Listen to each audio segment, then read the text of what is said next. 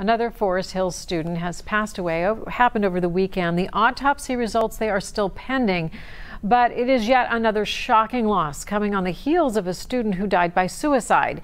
Cassie Arsenault talked to parents who are concerned about the heavy burden students are bearing.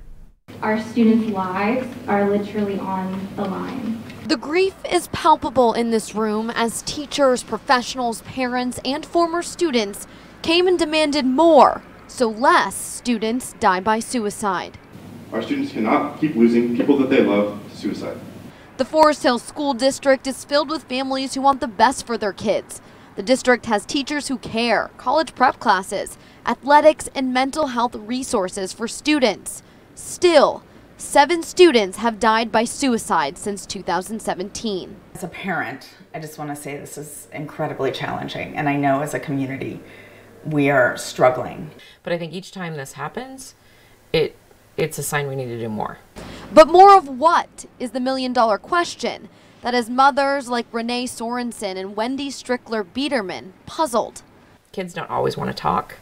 You have to know your kid. When do they want to communicate? You know, is it in the car? Is it at the dinner table? But the solution isn't just at home or in a therapist's office. It's also at school. There's looking at how do we make sure all of our kids feel safe and like they belong. There are a lot of different layers to that. There's looking at what is social emotional learning. What are those opportunities, even starting in elementary, around how do we get along with each other? These moms want a consistent message to their kids. It's okay to be sad. It's okay to cry. It's okay to not be okay. So that the kids their children eat lunch next to, play sports with, and pass in the hallways make it to graduation. It's not just the school district.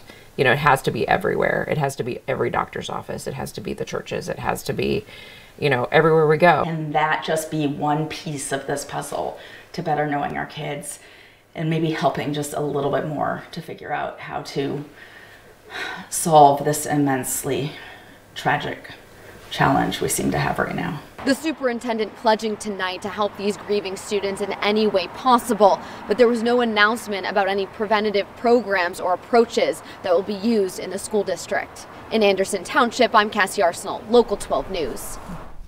And due to the emotional strain this has put on students, Anderson and Turpin High Schools, they will not require them to take final exams for the first semester.